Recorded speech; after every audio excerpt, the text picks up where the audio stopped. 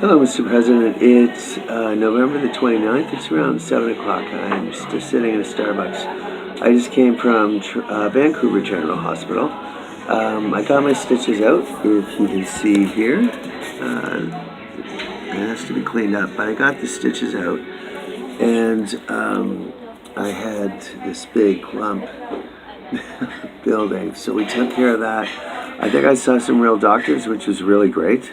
So I finally got my medical needs attended to. I went to church today, and I'm going to transition, or I was planning to transition to a new series for messages for my sister, Kelly. Hi, Kelly. So I was going to start a new series of those, but it got circumvented with all the violence of this week. But so I'm kind of transitioning. So this is half a message to the President of the United States and half to you, Kelly. So we got to the hospital. I went to church today. That's what I was going to say. I went to church and I prayed to Jesus to help me, because every day goes by and I'm still sleeping on the streets and struggling to survive and having a very hard time of it. So I went, and he came up with a brilliant idea to go to a different hospital. So I did. I went to a different hospital and I got a different doctor, and I finally got some things addressed that needed addressing. So we got my jaw looked at, and apparently I have some sort of an infection, and have to go on another round of antibiotics for it. So that was taken care of, at least. And so now I went up to, I got some money yesterday, so I went up to Grouse Mountain, which is about half hour northeast of here. It's a ski mountain.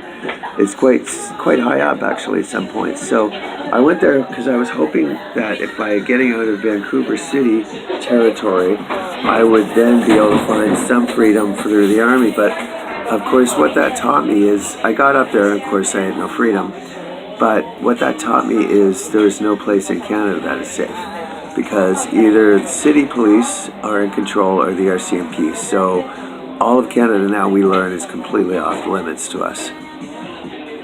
The whole country is a complete Nazi state, unless the police force somewhere decided not to join this. But if I take the risk anywhere in Canada. So then today, what I saw was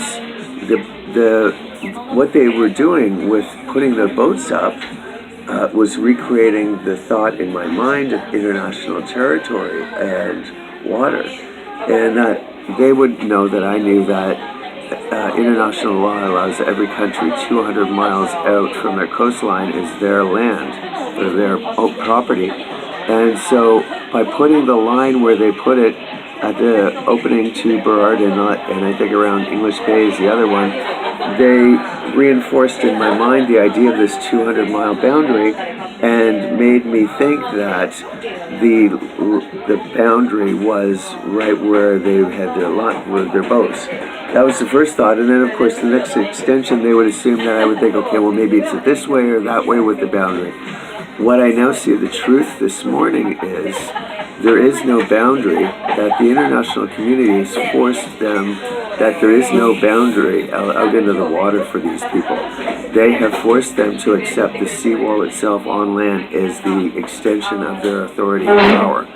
So the land that I saw, the land that we see, that's Burrard Inlet, that is part of English Bay, the reason there are no boats there is because the international community, and primarily the United States, is not allowing these people to claim a drop of water as their own in either ocean on either side of the continent, which is exactly what I said is the core principle of American foreign policy since the American Revolution, that they control completely in every way the Atlantic and the Pacific Ocean. So they are not letting these fools have one goddamn drop of water of these oceans.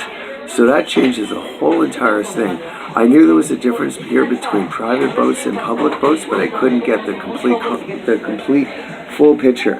Now I see that either I fly to a country that is completely away from, that is not Canadian, or I get into international water, which basically means any drop of water anywhere around me that touches the ocean.